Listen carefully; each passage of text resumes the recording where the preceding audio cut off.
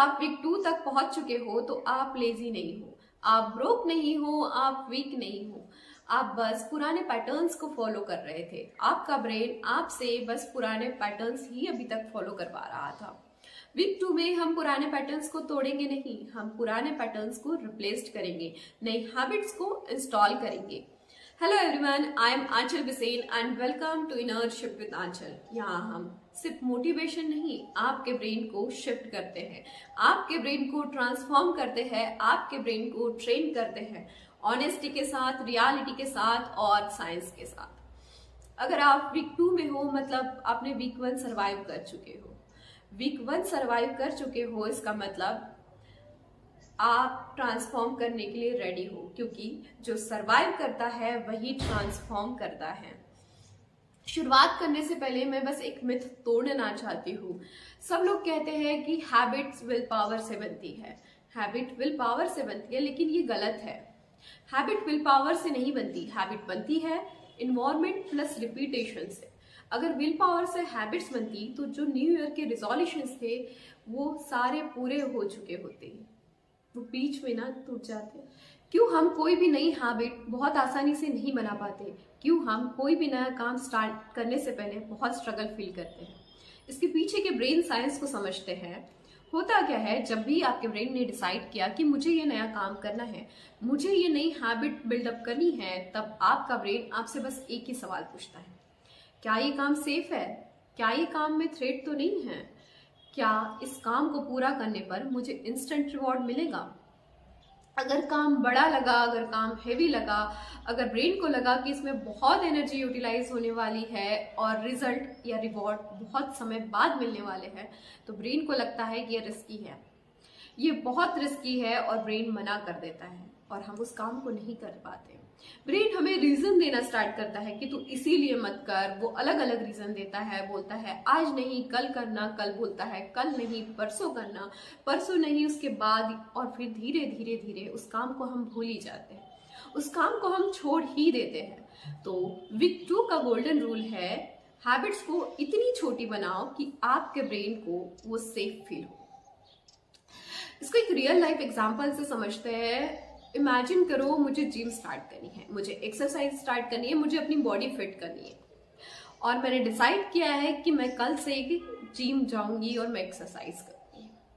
कल आया, मैंने अपने शूज देखे और मुझे थकान फील होने लगी। क्यों?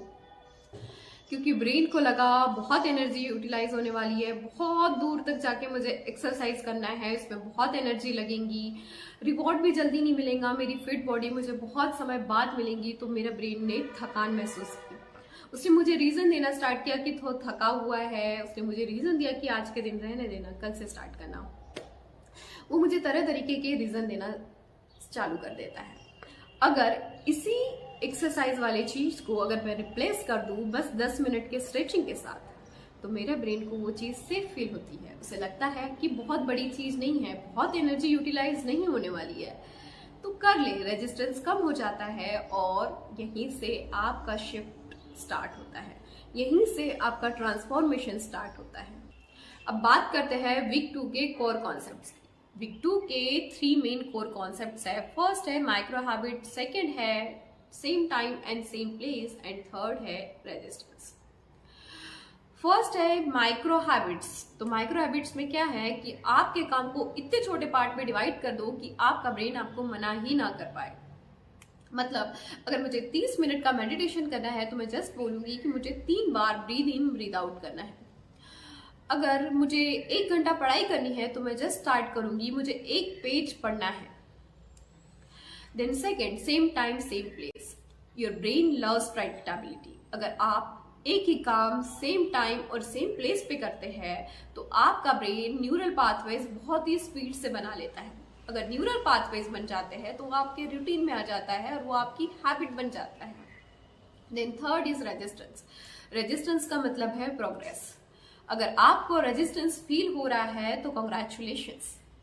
रेजिस्टेंस का मतलब है कि आपका ब्रेन आपके ओल्ड पैटर्न से लड़ रहा है। अब बात करते हैं अगले 7 दिनों के एक्शन प्लान की। आपको अगले 7 दिनों तक क्या करना है? आपको अगले 7 दिनों तक बस 3 काम करने हैं: mental awareness, micro habit and identity line. तो पहले बात करते हैं माइक्रो हैबिट की। माइक्रो हैबिट में क्या करना है, एक ऐसी आदत या एक ऐसी हैबिट आपको चूज करनी है जो आप अपने अंदर इंस्टॉल करना चाहते हैं, जो हैबिट आपको आपके सपने या अपने गोल के पास लेकर जाए। आपने हैबिट डिसाइड कर ली कि मुझे ये हैबिट मेरे अंदर इंस्टॉल करनी है, उसके बाद उस हैबिट को इतना छोटा बना दो कि आपका ब्रेन आपको मना ना कर पाए। आपने छोटा बना दिया, उसके बाद उसको डेली 5 से 10 मिनट दो और उसे करो। सेम टाइम सेम प्लेस पे उसे रिपीटेडली करते जाओ। Then second, mental awareness. Mental awareness में क्या करना है कि दिन में 2-3 बार कुछ भी सोचते सोचते रुक जाना है और खुद से पूछना है कि अभी मैं क्या सोच रही हूँ, क्या ये मेरी सोच मुझे मेरे सपनों के पास लेकर जा रही है या फिर मुझे मेरे सपने से दूर लेकर जा रही है। Then third, identity line. इसमें क्या करना है, दिन में एक बार, एटलीस्ट एक बार लाउडली या साइलेंटली खुद से बोलना है कि मैं वो इंसान बनते जा रही हूँ जो अपने ब्रेन के साथ मिलकर काम करती है। क्योंकि आपके ब्रेन के लिए वर्ड्स सिर्फ वर्ड्स नहीं हैं, वो इंस्ट्रक्शंस हैं।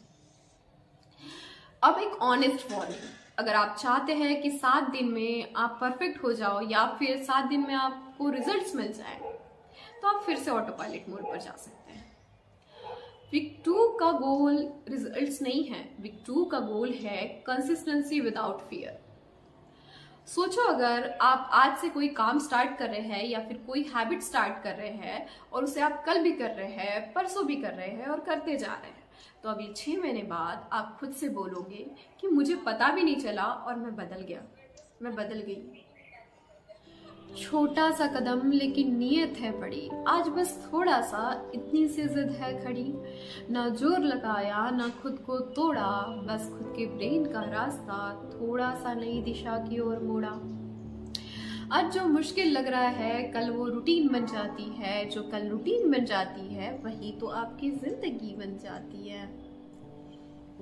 अगर आप वीक 2 में हो तो कमेंट करो इंस्टॉल। फिर मिलेंगे अगले वीडियो में, वीक 3 के वीडियो में, जहां हम आपके हैबिट्स को परमानेंट बनाएंगे, जहां हम आपके आइडेंटिटी को लॉक करेंगे। क्योंकि रिमेंबर, यहाँ मोटिवेशन नहीं है, यहाँ इंस्पिरेशन भी नहीं है, यहाँ है ब्रेन शिफ्ट।